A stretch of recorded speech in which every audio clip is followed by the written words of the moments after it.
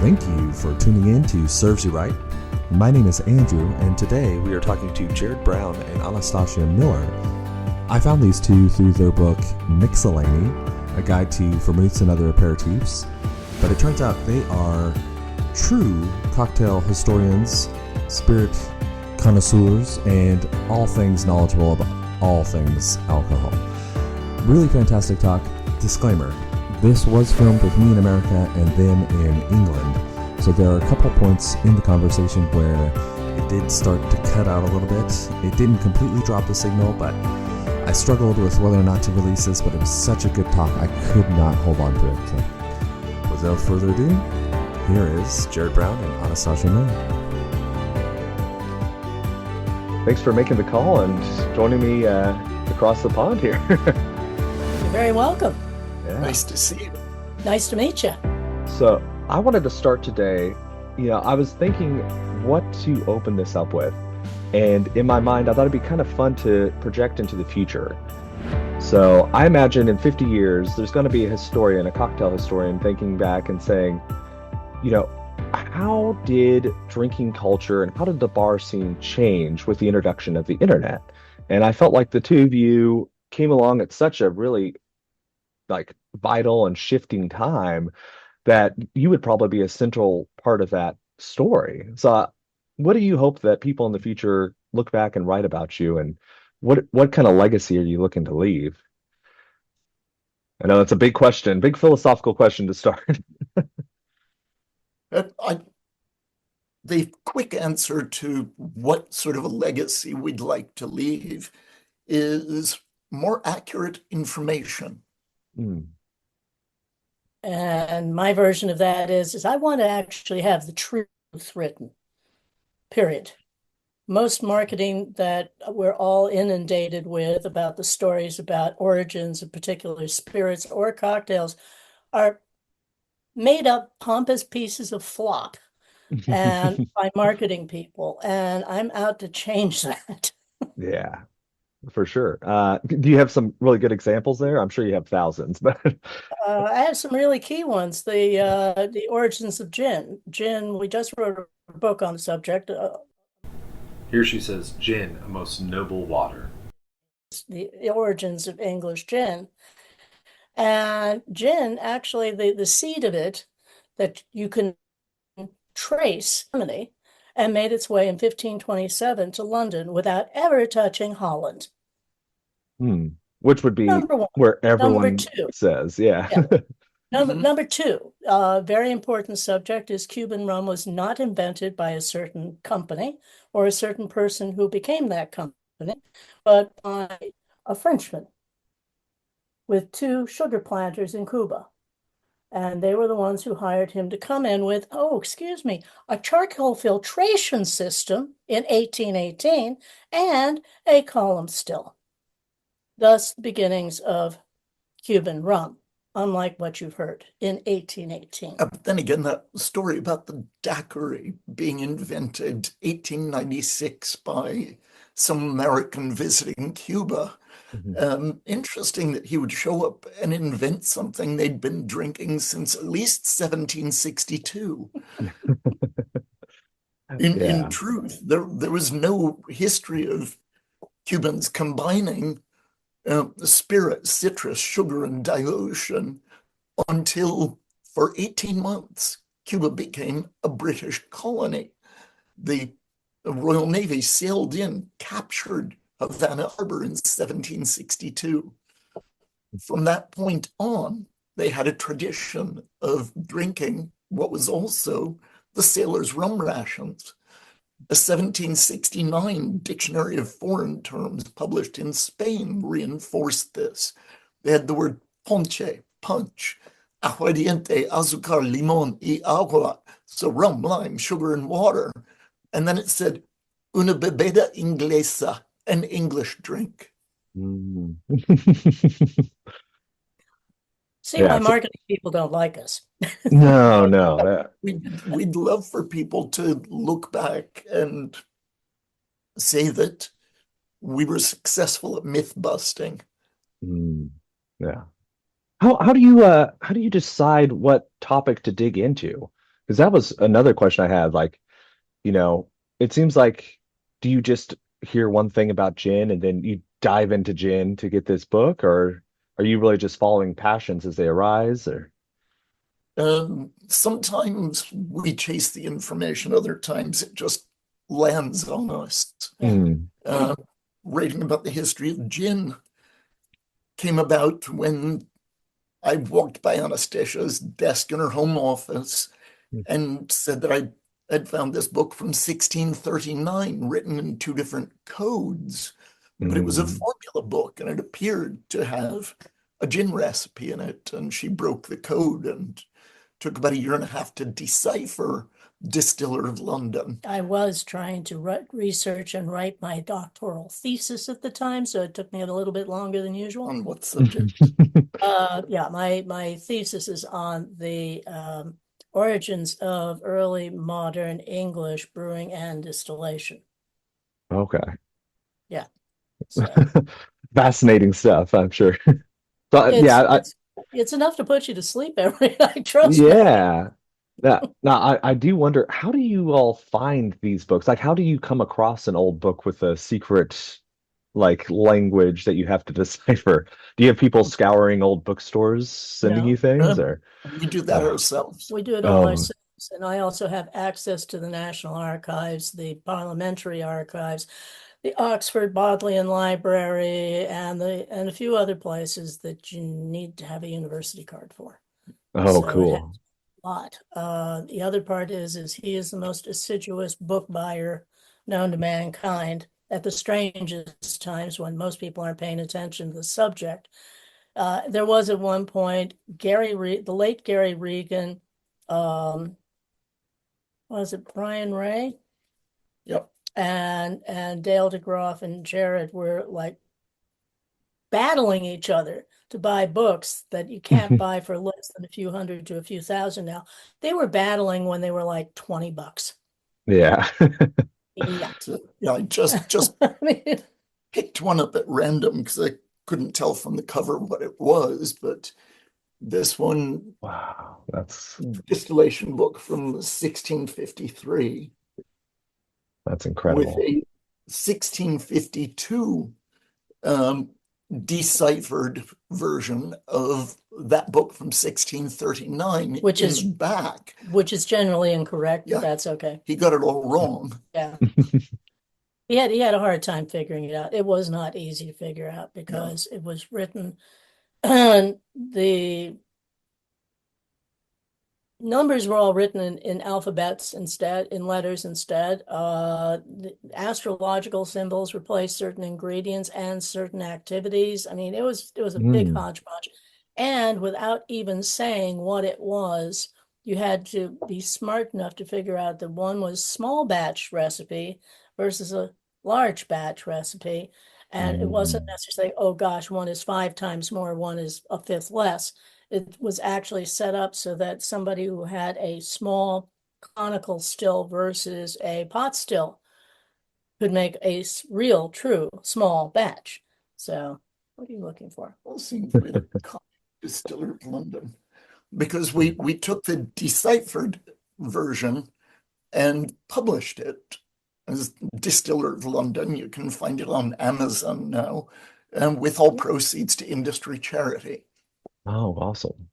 I kind of we kind of jumped in, and for the listener out there, do you mind if I ask you to, if you could kind of overview your trajectory, how you got into this and how you kind of got into, what books that you have out there and yeah, just kind of your history, because Give it a yeah, try. We'll give it a go without how much taking time do too we much. have here? Yeah. All right. You got to start with the simple one, Uh, What's the simple one? the website. Which, yes. Shake it. oh, so Shaking. um, really, we both have backgrounds in drink. We ran away from it, and Hmm. we became travel writers in the Pacific Northwest, writing about British Columbia. 1995, a friend said, "Hey, the internet? I think it's going to be big. You should get on it. Build a website." we put up a Martini website that evening. It exploded, crashed our service provider 4 times in the first month, Hmm. back when you could crash your service provider. In 6 months, this Martini website had snowballed with contributions, plus us feeling motivated to add as much as we could to it. And a New York editor emailed and said, please, can we turn this into a book? So we hadn't intended to write the world's best-selling book on the Martini, but that's how Shaken Not Stirred happened.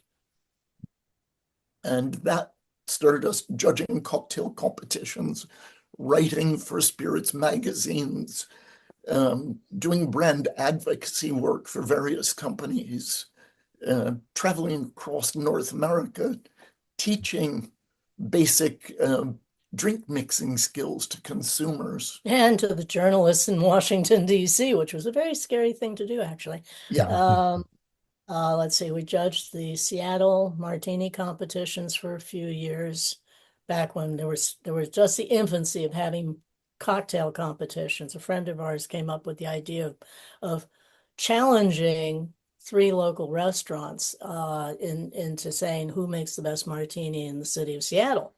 And that exploded into the Seattle Vancouver Martini competition. Um, Really grueling work going between the 2 cities and trying to drink all the way through, but it was okay. Back in 2005, we made the decision we wanted to move to the UK. I wanted to come back home. This is originally where I was raised. And in 2006, we were asked, after we'd just done a speaking session at the London Bar Show, hey, would you like to come down and teach everything you know about cocktail history on an island in the middle of southern France? No, Nope. no. Actually, well, we left New York when we decided it was time to get out of vodka distilling. We'd been commuting from New York to Sweden and Norway for 5 years. We also realized it was time to get out of the nightclub business in New York. We had a 750 capacity nightclub.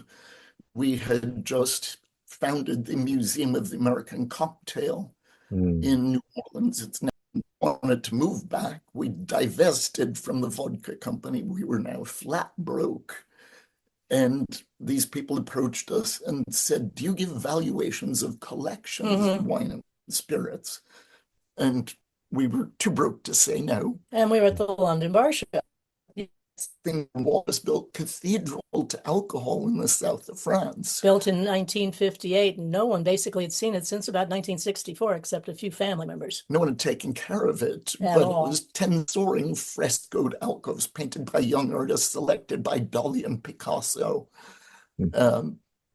We found spirits back to an 1806 cognac made to celebrate the birth of Napoleon's son. When we walked through this, they were thinking just selling it off, repurposing the building. They threw 275, 300 grand worth of contents.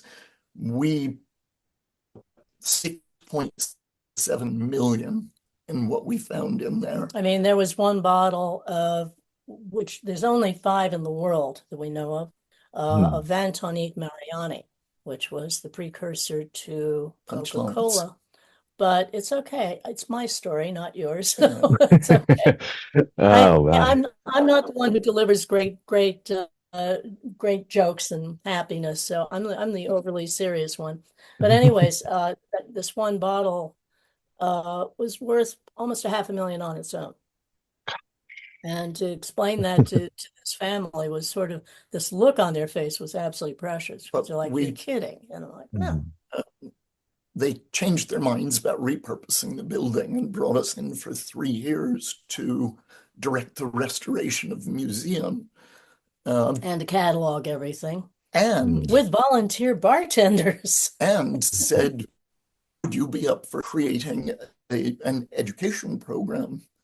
Invitation only. We'll fly in world's top bartenders, give them to you for 3 days to take them through the history of drink. which was absolutely amazing. I wasn't expecting that people could actually stay awake through all of this for the first couple of days. But when we put people in groups and said, okay, each group takes a different, comes up with a new unique drink based on what those constructs were. So, of course, the people who were dealing with 1400 to 1600 were very upset because they couldn't use ice. Oh well.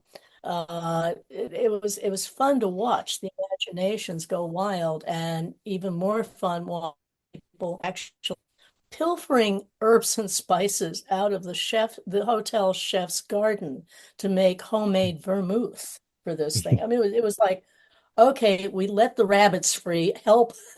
But what they came back with was absolutely ingenious. So every once in a while, we actually do this to people and say, hey, do you want to have fun? Come join us and see if you can actually knock your brains out and come up with something within a time frame. And they do. These days, they really do.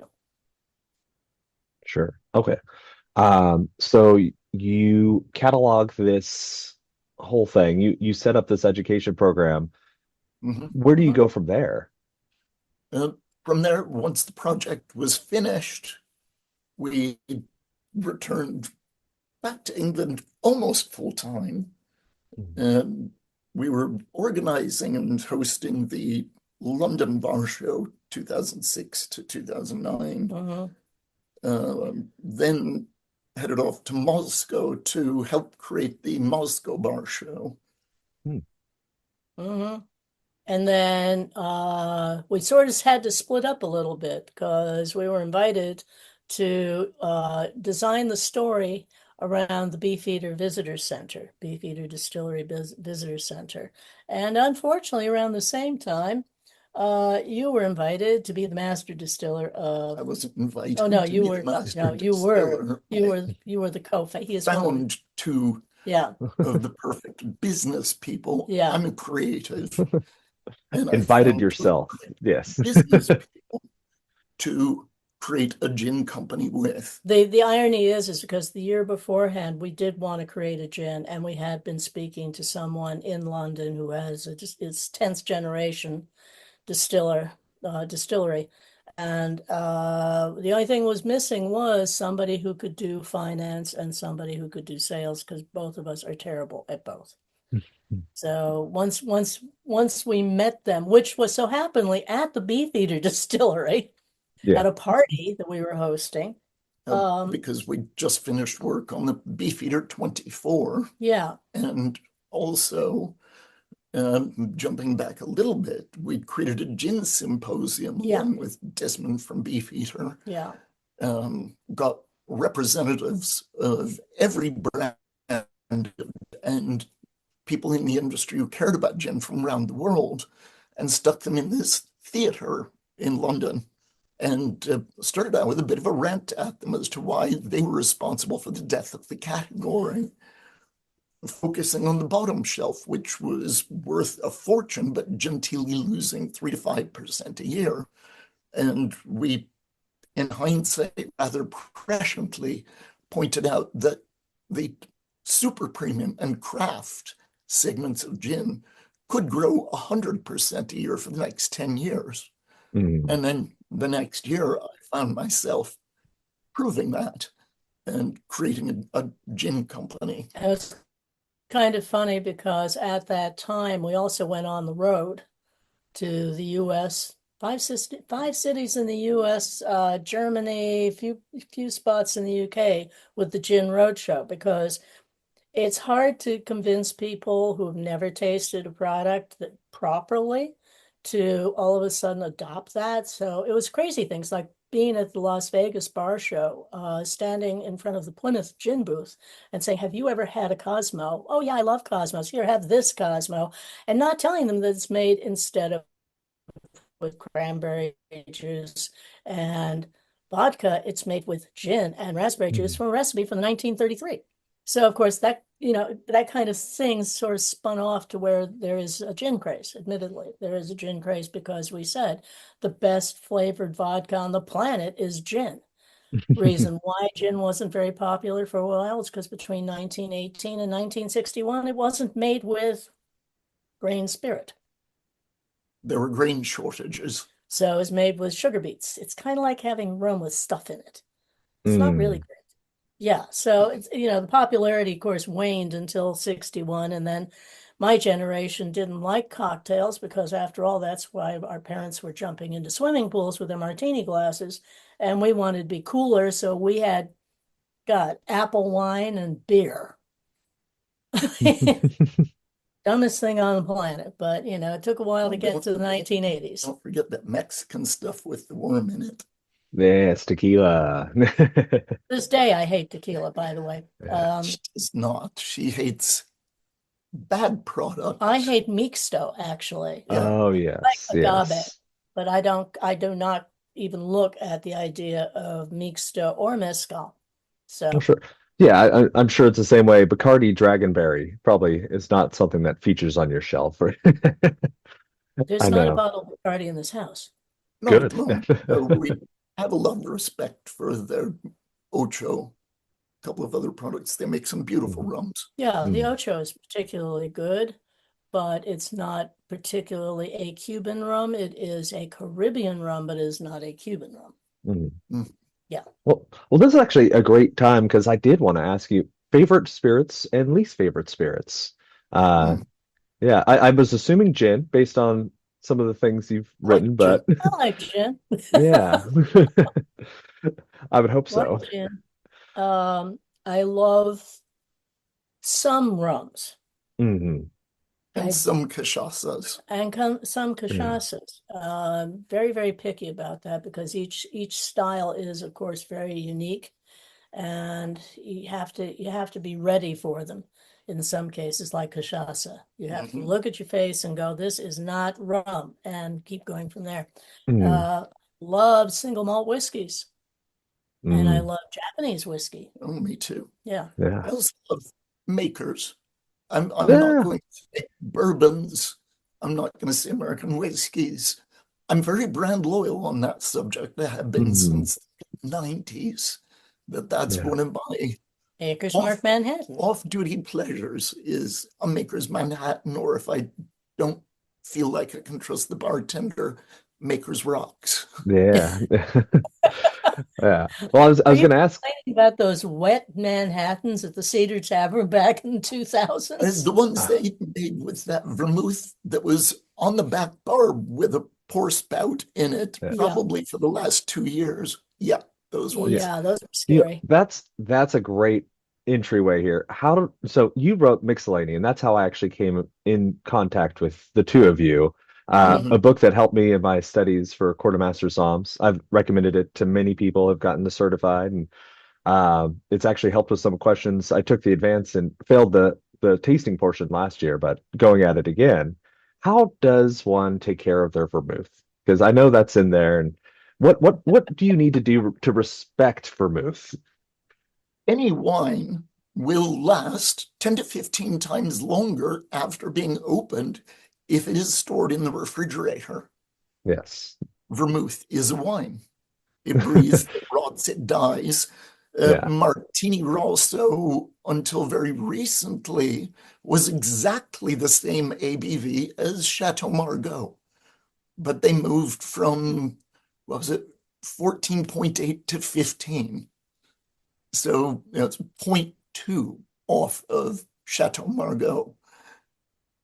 That's a really good way to say that. Well, the Yeah. other the other the other joke was back when we were stumping the Martini trail. We used to explain to people the best thing to do was buy miniature bottles Mm. of vermouth. And at one point you could. I don't know if you still can in some countries, but you just buy a rack of minis and keep them in the vegetable bin in our apartment in New York. So when you wanted a martini, you've got it in small portions, enough to make a few drinks, and that's it. And the rest is still fresh and still chilled. Two of my favorite sounds in a bar, the pop of a champagne cork and the crack on the seal of a fresh bottle of vermouth. How do the Do two you of like you fresh make fruit? your how do you make your martini? Do you have a preferred ratio, preferred base? The ratio changes Mm. frequently. Um, Depends on the day. Depends on the day, the mood, the hour. we've been known to go so far as 3.5 parts dry vermouth to 1 part gin Hmm. in an ice-filled wine goblet, large lemon twist. That's the Julia Child It's recipe. one that Julia taught me years ago when I had the great fortune to have her as a mentor. Hmm. And she would measure carefully that first round. But after that, the gin bottle went on the table and everyone got topped up as needed.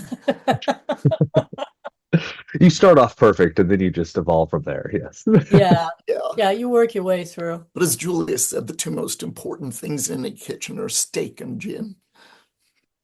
It's Hmm. true. Yeah. If I remember correctly too, I always respected Julia because she did not like cilantro as much as I hate it. So there's one common point of reference there. Okay, Um, so you're on the bandwagon of it tastes it's like soap. it tastes like soap. It does. One of her early recipes and one of her most enduring was utterly repellent. Actually, it was naval grade shark repellent to protect underwater munitions when she was still one of the higher ups in the Central Intelligence Agency. Make a Before, note to look into that. Yeah, it's amazing what she was or its before she became predecessor something to the CIA, I forget the name of it. It was Hmm. an OSS or something some like that. other The acronym. OSS, one Yeah. of those. Yeah. Yeah. But What? she walked into the hotel one night when I was a desk clerk at the Essex House, official hotel of Saturday Night Live. Aykroyd would come in different costumes to slip past the crowd, Mhm. plumber, electrician, security guard. Um, and I'd seen the Julia Child skit. So I thought, oh, Dan Aykroyd booked only for a room. Oh dear, moved that to his favorite suite. Back in front of me 2 minutes later, words he's never said were, I'm sure I was only booked for a room and that's a suite. And I looked up, oh my God, it is Julia Child. And said, would you accept the upgrade as a tribute from a huge fan? I'm cooking through your book right now at home. I'm trying to learn to cook properly. And she asked how I was doing. Fortunately, I could name 3 failures, 7 successes. And she asked if I'd be there the next morning. And I said yes.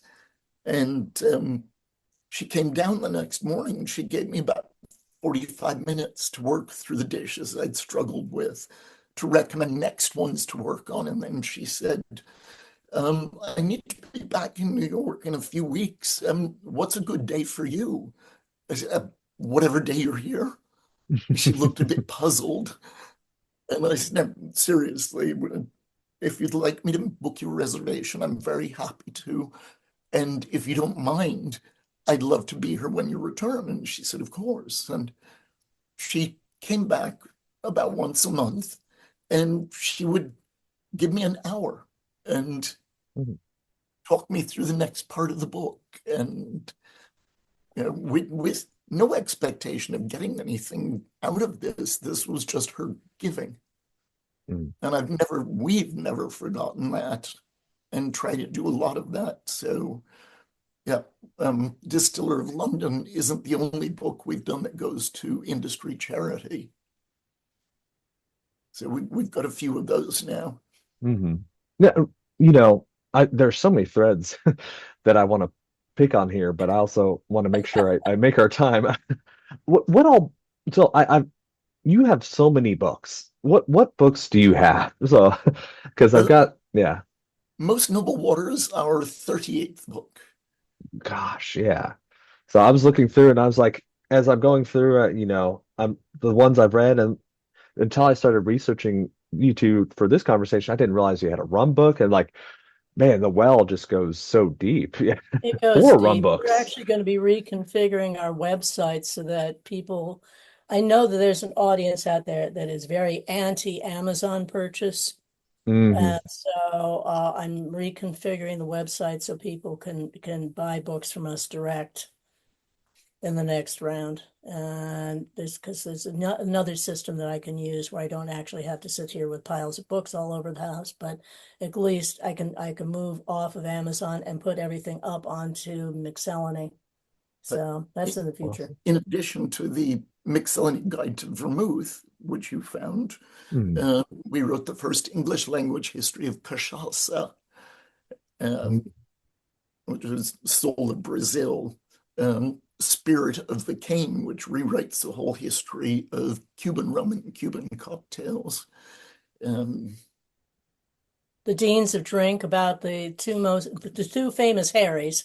Harry Craddock, who was the first person to write a full bartending, barkeeping manual, not just cocktails, but how to actually open a bar, how to stock a bar. Harry Johnson, then Harry Craddock, who compiled, he did not write, but he did compile the Savoy Cocktail Book. And Willie Schmidt, the only William who was more famous than Jerry Thomas and Harry Johnson combined in his lifetime, but now sadly forgotten, and we included him in that book. Yeah. And Ada Coleman. Yep. So, and then for that school that we had in the south of France, we wrote a book, which was Spiritus Journey, a history of drink from the earliest archaeological evidence of intentional fermentation up to the 20th century.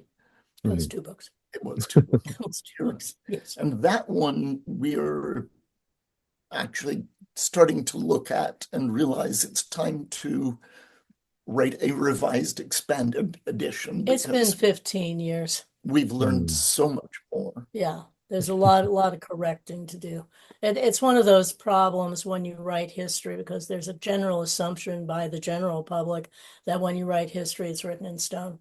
And there's nothing further from the truth, because inevitably somebody is going to find something in a hidden corner somewhere that they can verify is the truth up to a point. It's our favorite joke was the origin of the word cocktail and where did it first appear. And this first started with Dave Wondrich finding it in 1803. Then it was found in 1806. And then, of course, he puts a complete spanner in the works and discovers a 1798 printed use of the word cocktail in London. The tale goes on. 3 months, yeah. But this is the way history works, is you keep on going, people keep finding things. Hopefully people share information with each other. If they don't, they're stupid. It really keeps on going. And who knows when it's ever going to end, because it's one problem. It's all first person. None of us were there when it happened. We have to rely on other people's sources. We have to learn how to assess sources before we can actually say, yeah, I think that's getting kind of closer to the truth. Maybe. Yeah. And I love that you brought up David Wondrich, because I believe it's in Imbibe that he mentions one of the unique challenges of drink historian and delving into that world is that everyone was drinking. So there is an element of it's hard to trust some of the people there. Well, you can't trust them. First, there's the old bartenders who were drinking when they were talking to the journalists who were drinking heavier. And that's where most of our information comes from. And then the other problem is because a lot of bartenders who knew what was going on early on, pre-prohibition, died in the war. So we're we've got a lot of holes. And a lot of them were prone to making things up. Yeah. Anything the marketing from before. Yeah. Oh yeah. Yeah, it's funny because Dave was with us in Japan a few weeks ago, and we have this great joy and respect for each other because he has his sources of information in the US. We have our sources of information in Europe and in Asia, and it's like, we can go back and forth forever on, well, what about from this end and what about from this end? And it's a lot of fun, but there's so few of us. See, this is the other problem. There are so few of us who are actually historians. Anybody can use the name, good luck. But, are you really a historian? Dave is truly a historian. Dave Broom is truly a historian of Scotch whiskey. The late Gary Regan was a great historian of cocktail. I mean, to a point where you'd sit there and go, and you actually found out what? It was great. It was great to talk to him because he would talk to a lot more old bartenders and actually filter through everything they said to find the truth somehow. Mhm. And I wish there were more people who would do it, but it does a lot of time. And patience Mhm. and irritation. But For the server bartender out there listening, just getting into this world, is there any recommendations? Where should you start? Going through your books is a good spot, probably, or When in all of our books, I would say that the starting book is one of the very few that I wrote solo. Hmm. And which that one? sip, Oh, sip. Yeah. sip 100 gin cocktails with only 3 ingredients, but it starts out with all of the fundamentals of how to make drinks and how to make good drinks and what it takes, from the philosophy behind it, the techniques, etc. Everything that we learned over decades of judging more cocktail competitions than we can count, but wrote this one for consumers. But I think it's a great primer. But Yeah, but then you get the humor and you go to Shake and Not Stir your Celebration Martini and you find out why, when you're serving cocktails, you have to have a good story. Hmm. Even if it's not an origin story, it has to have a great story behind it because that's one of the interactions that you have in service. That even I'm part owner of a bar in England, and the reason why most of the team are as good as they are is because they all read and they all know that you have to have great banter with your customers of where did this come from, and they can actually do a it. bar. Okay, One, three, okay, yeah, three. Oh man. that would be the Dark Horse in Bath, the Crying Wolf in Bristol, and El Diablo in Bristol. Yeah. She has she's part owner of a Mexican dive I bar. wanted it to be called from dusk to To dawn. Yeah. I really did, and I wanted to shoot bullet holes in the walls of Mexican posters, and Oh that man. that would have been Uh, fun. It's like I want a recreation of the dusk till dawn I just scenario. I wanted to put up like pallet wood for the walls and then take a roofing torch and burn it all so the interior would just be blackened and burned, Yeah, well, and then do a matte varnish over that so it preserves it, but you walk into this absolutely blackened space. there's an Mexican bar. It has taquitos. So we actually have something to serve other than beer, margaritas, and tequila. hmm. The picante, honestly, seems to have replaced the margarita as Not in our they bar. as you'd be surprised. Yeah. You For got the listener Mm. here, just so adding chilies to a margarita, Oh, I'm not surprised. uh and it's a phenomenal drink. Yeah. yeah. That, and for anybody under 60, the Paloma. Ah, yes. Over Yes. in Britain, half the population over 60 is being given statins, and 100% over 70 are being given statins. And if you're taking statins, you can't drink grapefruit juice. It's a real So problem. we've seen grapefruit juice sales drop 50% year on It's year really in the last irritating. Interesting. I 4 love years. grapefruit. Yeah. I can't have grapefruit anymore, and I love it. Wow. I didn't even think about that. Yeah, it was bad. When we were, as I say, we were in Japan recently and we were judging a competition. And I actually had to turn down two of the drinks because they had grapefruit. And I was like, I felt really badly. And it's like, yeah, you're judging. No, I can't have grapefruit. Oh, Yeah. oh well. It was the Well, national women's finals Yeah, for Japan. yeah. well, hey, I feel like I could talk to you for 3, 4 hours, but I'm Mm.